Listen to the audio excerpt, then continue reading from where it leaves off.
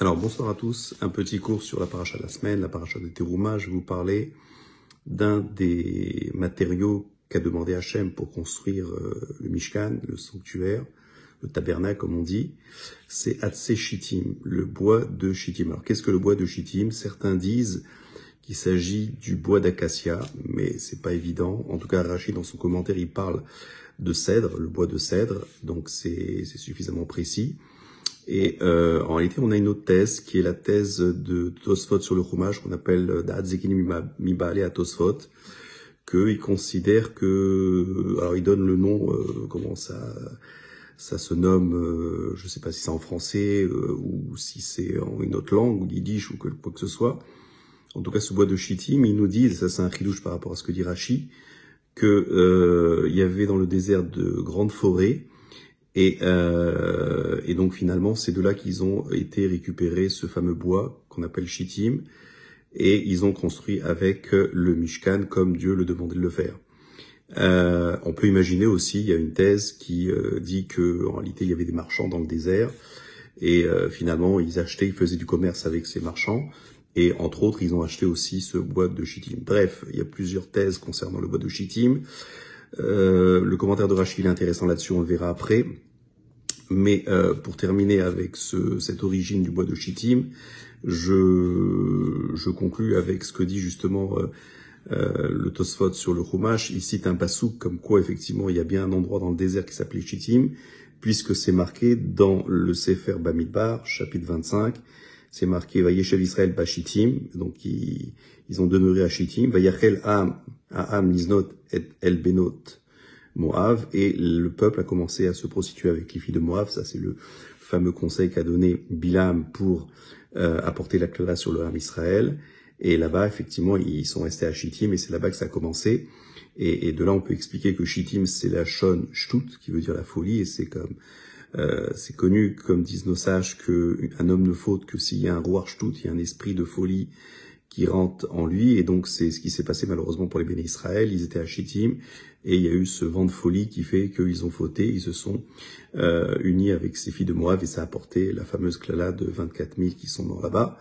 Bref, autant poursuivre sur ce thème-là en rapportant ce que dit la Chassidoute. La Chassidoute, elle explique que comment on peut prendre un bois qui s'appelle Shittim, qui rappelle cet endroit de Shittim, qui veut dire shtut, qui veut dire déviation et qui peut apporter le mal, alors que le Mishkan, c'est une demeure pour Akadosh Baruch Hu. Alors la Chassidoute explique qu'en réalité, il y a le shtut dans la klipa, il y a aussi le shtut dans la kdusha.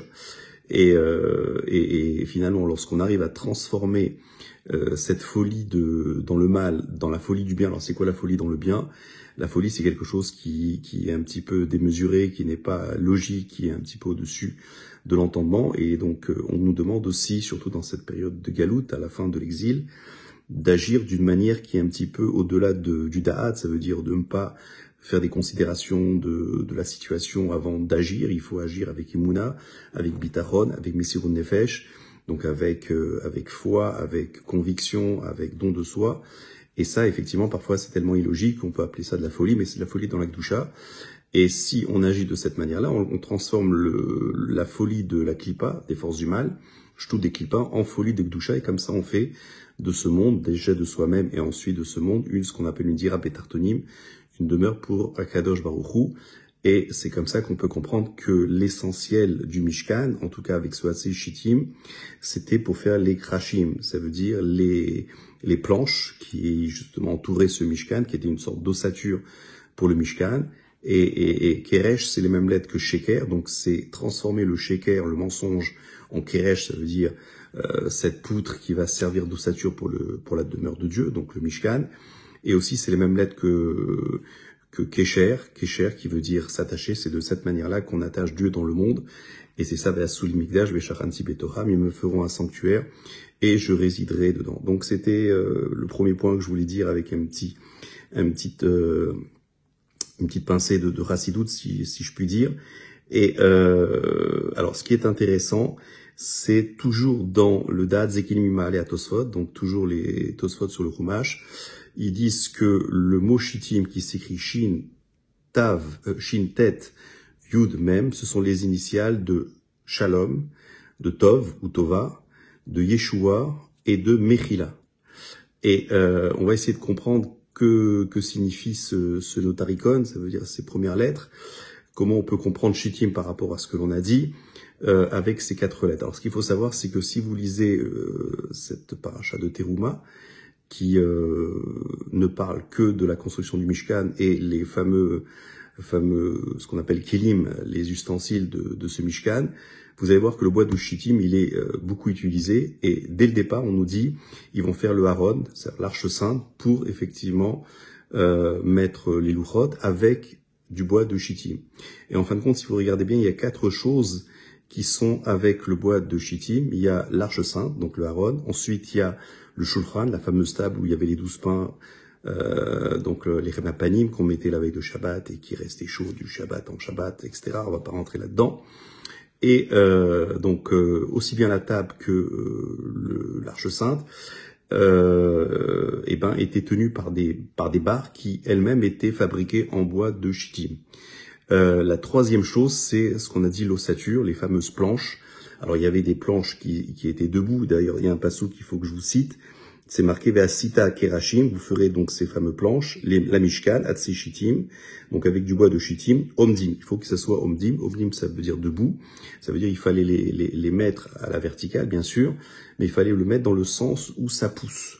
Et donc on voit bien qu'effectivement l'essentiel de ce Atse Shittim, c'était puisque c'était du bois que l'on coupait et donc qui était planté, et donc c'est pour cela que essentiellement c'était pour les krachim, c'était pour les planches verticales, mais aussi les planches qui étaient transversales, puisque tout autour des murs faits de ces fameuses planches qu'on appelle omdim, était aussi il y avait aussi ce qu'on appelle des brichim, ça veut dire des barres transversales, dont l'une c'était celle qui était centrale, qui était tout à fait particulière, on pourrait faire un cours là-dessus, qui entourait complètement les murs. Et donc tout ça, effectivement, c'est l'ossature du Mishkan, ce qu'on appelle les krachim, avec les fameuses barres qu'on appelle donc les barres transversales. Et il y avait une 4e chose qui était faite en bois de Shittim, c'était le Misbéach Hanechoshet, l'autel de cuivre sur lequel on faisait les sacrifices quotidiens, qui était aussi à base de Shittim. Et maintenant, on peut comprendre le notaricon de Tosfot. Pourquoi? Parce que lorsqu'on dit Shittim, Shin, c'est Shalom. Shalom, ça représente la Torah, donc le fameux Aaron, l'Arche Sainte dans laquelle il y avait le Luchot. Pourquoi? Parce que tout simplement, la Torah, elle a cette particularité que toutes ses voies sont shalom. Kol netivotea shalom, comme c'est marqué, toutes ses voies sont shalom, et on le voit très bien au niveau du Aaron. On nous dit que Makom Aaron est nominamida, ça veut dire que le Aaron ne prenait pas de place, ça veut dire quand bien même il y avait des dimensions pour la fabriquer, et bien lorsqu'elle était dans le Kodesh HaKodashim, elle prenait pas de place. Donc ça veut dire elle arrive à faire le shalom entre l'infini et le fini.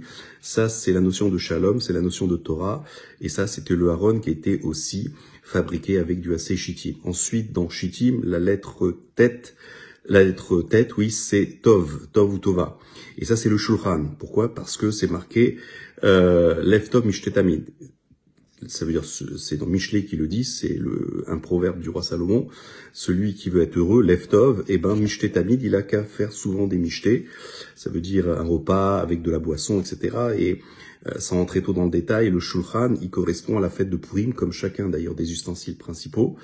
Et Purim, bien sûr, c'est le Mishté, c'est la table, c'est toutes les Seudot, ne serait-ce que celle de Achashverosh jusqu'à celle que Dieu nous demande pour célébrer cette différence qu'on appelle Purim. Et donc on voit bien que la table, elle est liée justement avec cette notion de Mishté, pour lequel il est dit Lev Tov, donc on parle de Tov, heureux, Mishté Tamid, et donc lorsqu'on dit le tête de Shittim, c'est la notion de Shulchan, qui est le 2e ustensile qui est fabriqué justement à base de Shittim. Ensuite, il y a le Yud de Yeshua. Alors ça, je rapporte justement le commentaire de Rashi qui nous dit que d'où ils ont trouvé ce bois de Shittim dans le désert. Alors, on nous dit au nom de Rabbi Tanhuma que, en réalité, Yaakov Avinu, il a vu par son roi à Kodesh que plus tard, lorsqu'ils vont sortir d'Égypte, ils vont construire un Mishkan. Donc, lorsqu'il est descendu en Égypte, il a pris avec lui du bois de cèdre, lui il parle de bois de cèdre, et il les a plantés en Égypte là-bas, Et lorsqu'ils sont sortis d'Égypte, ils les ont pris avec eux et ils ont construit le Mishkan. Et ce qui est intéressant, c'est que on voit que Rashi cite l'auteur de ce midrash, Rabbi Tanhuma, et on peut dire aussi que pendant 200 ans, il y avait ces bois de cèdre qui étaient plantés. Et donc, on aurait pu imaginer que c'était pas la peine. Il suffisait, au moment de la sortie d'Égypte, de s'en procurer, soit par une vente commerciale, soit parce que, comme dit Tosfot, qu'il y avait des forêts, etc. Comme on a vu, il y a un endroit qui s'appelait Shittim. Le commentaire de Rashi vient nous dire qu'en réalité, l'intention de Yaakov, c'était de donner du moral aux bénis Israël qui étaient en esclavage et de leur dire, sachez qu'un jour ou l'autre, vous allez sortir d'Égypte et vous allez donc construire un Mishkan, Dieu va se révéler à vous, etc. Donc c'était une manière de les consoler sur la Géoula. C'est pour ça qu'il cite l'auteur qui est Rabbi Tanhuma, la Shon Nechama, pour dire qu'effectivement il y a cette notion de consolation de la Yeshua. C'est pour cela que le troisième chose qui est faite à base de Shittim, ce sont les krachim, ce sont les planches, et les planches, c'est principalement le cèdre qu'a planté Yaakov Avinu, qui était là pour consoler de la Yeshua. C'est pour ça que ça correspond au Yud de Yeshua dans la troisième lettre de Shittim, et le même, pour terminer. Même on a dit c'est Mechila. Mechila, c'est le pardon, c'est la kapara. Et qu'est-ce qui apporte la kapara? Ce sont les corbanotes qu'on offrait sur l'autel qu'on appelle Misber la Dérochette, parce qu'il était fait de cuivre et que lui, effectivement, aussi, il a été fabriqué à partir du bois de Shittim. Donc on voit que tout ce qui a été fait à partir du bois de Shittim, y compris les barres, parce que pour chacun des ustensiles, il y avait des barres pour les porter, puisque c'était un tabernacle portatif. On voit que tout ce qui a été fait à base de Shittim, ça rentre dans 4 catégories qui correspondent justement à ces 4 lettres initiales de Shittim: le Shalom, le Tov, la Yeshua et la Mechila. Et on voit qu'effectivement, ce notaricon, il est extraordinaire. Shabbat Shalom.